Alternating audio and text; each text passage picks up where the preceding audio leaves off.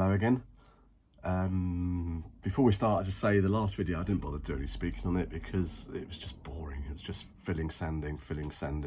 Every time I sanded it, I had less filler to go on it, and there's still a couple of bits that need a tiny bit. There's a couple of pinholes. I don't know if you'll be able to see them. And there's just like little marks. I've got a few bits to fill there. But most of it's all right. This primer I've got is absolutely rubbish. I don't know how many coats I've put on there, and it just doesn't cover it. You can sort of see through it.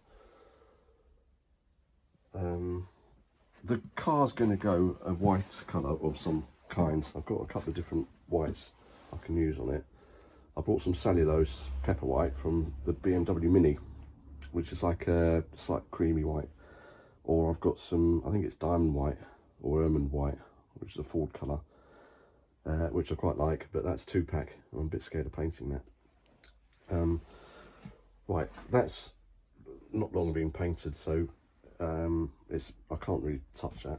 But I did have a problem here with a bulge where it was sticking out because the expanding foam carried on expanding. So I gave it a couple of kicks and sort of compressed the foam a bit, and that's gone back. I might have to give it another one. And this one was slightly concaved there, where the screw was holding it on. So it sort of puffed out around it. So I've just put a tiny bit of filler over there, and that seems to have straightened it out. But I'll have to try the lighting. I've got a few bits to clean up, but this is all going to get high build primer over it, so I'll go over the whole car, and there's loads and loads of bits on the car. I've got, I don't know if you can see, there's some little dents there I've got to remove, which I'll have to just use the pin of the hammer to do that. Yeah, it's going to be, this all needs sanding down, so I'll have to do quite a bit before I can get the primer on it, and then I'll have to sand all the primer down because it's primer filler. But the roof panel is coming together. It's just, I don't know how many coats of paint I put on that. It's just not covering. But I don't think it's probably full of paint, that groove now. But I think that'll be all right. Yeah, I'll have to get around the other side and make sure that's all okay. It's just because the car's away from the wall this side, and I've been doing this. It's been a lot of work.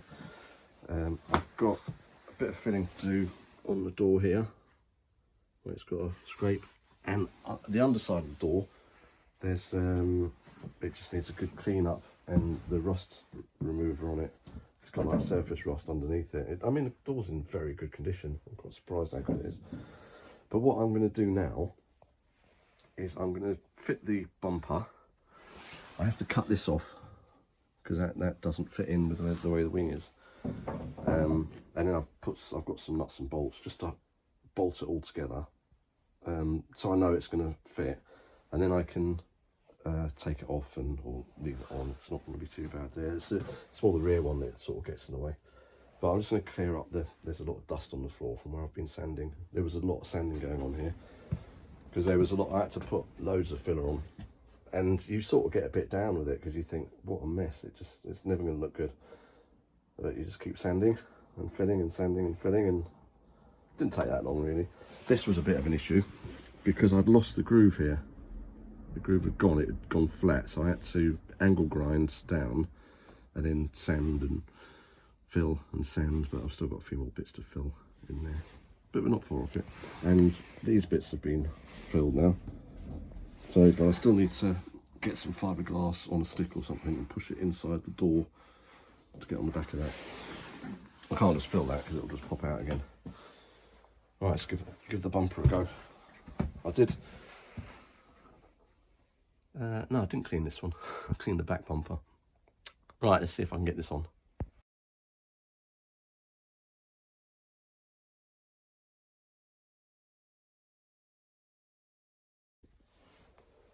Right, I've managed to get a bolt in that way onto the bracket and a bolt down between the wing and the bumper, and done the same the other side, so it's actually supporting itself, but it needs something.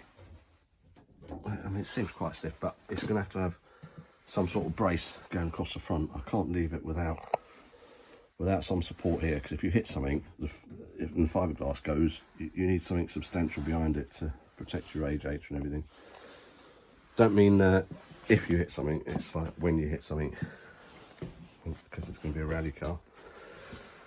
So I'm going to, what normally happens is you leave the bumper inner on. So there's a big, it's not plastic, but it's like plastic that goes across the front. Oh no, this is a chrome bumper. I think this slides over the chrome bumper. But, you know, there wasn't anything left of the chrome bumper. There might be a bit of it left. I'll have a look and see. But that's basically where it's going to go. And if I have to make, I've done it before where I've brought steel brackets out from the where the bumper supports are. They're both around here, either side. Bring them out, and I could bend a bit of steel or something to go over there, which will give me a good fixing for the bumper to go onto.